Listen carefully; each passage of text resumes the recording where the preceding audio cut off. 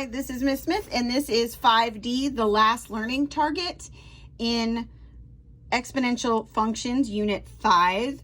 This 5D has to do with interpreting exponential functions as well, but we are going to be interpreting the differences between linear and exponential functions. We need to know the difference between linear, exponential, and increasing, decreasing, or growth and decay.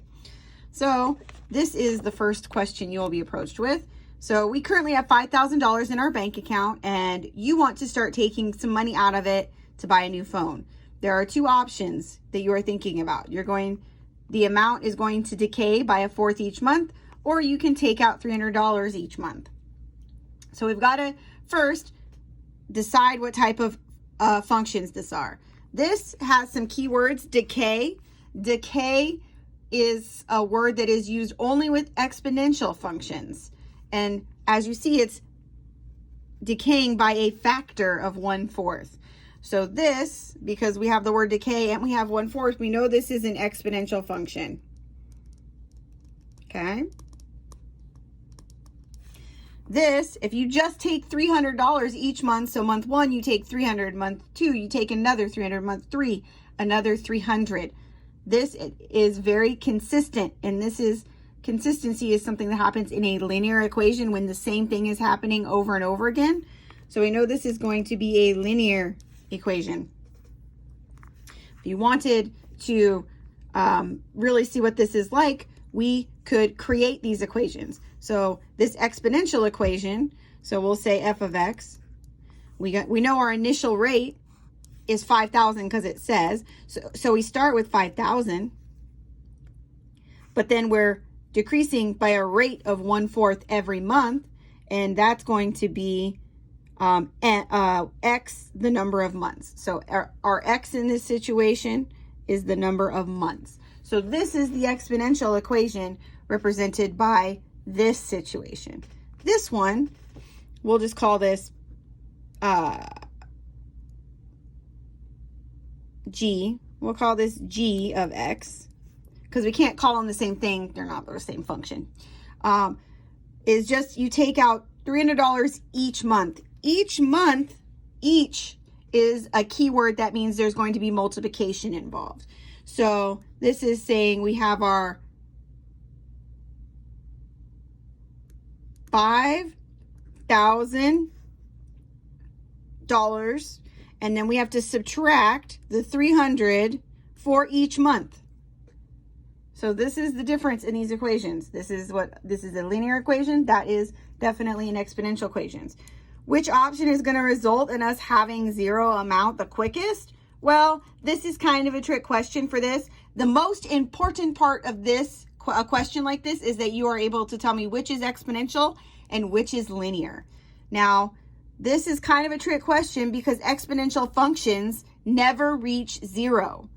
So they'll never reach zero. So technically, option 2 is going to get you to zero far quicker than option 1 because it will actually hit zero. However, you're going to have the least money in your account after option 1 because we know exponential functions increase and decrease faster than linear functions. That's a very important thing to note.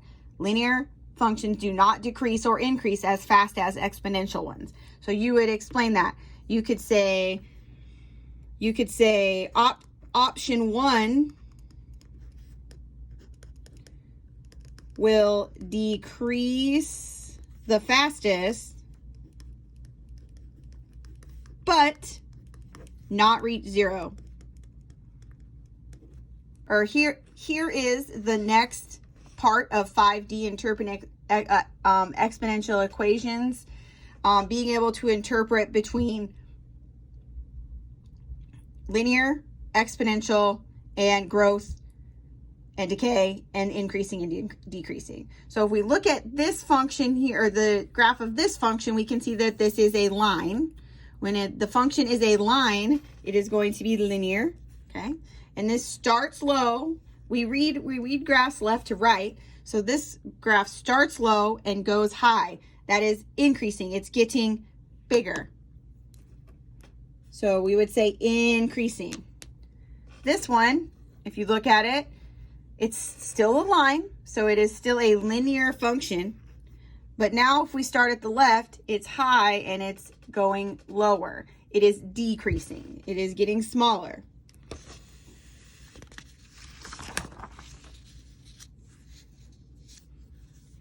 So then I'm going to look at graph C. C obviously has a curve to it, and it looks like it's not going below 0. So this is what exponential functions look like. Still all graphs are read left to right. This one starts really low, and then it starts going up really fast. So this is an increasing function, but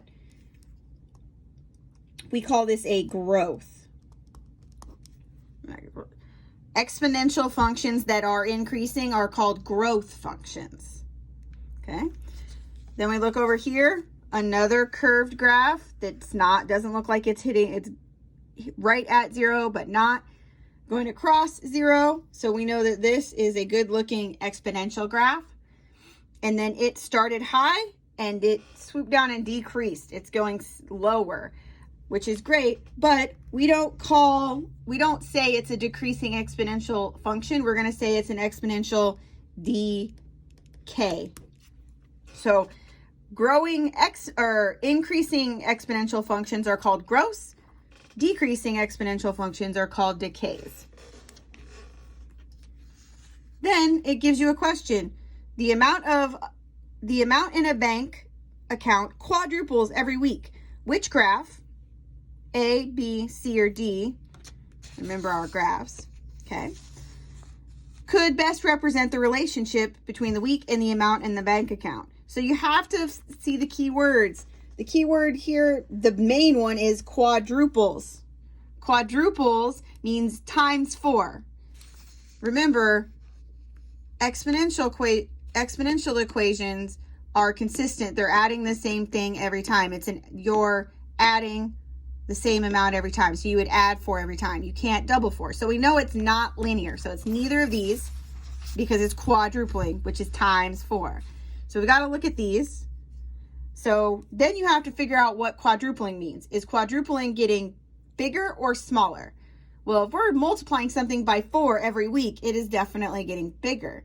So we have to choose the one that we said was a growth. So this would be C, because it is exponential because of the quadruples, and it is a growth because it's times 4. And that was the last part of Unit 5, 5D, exponential functions, being able to differentiate between linear and exponential equations.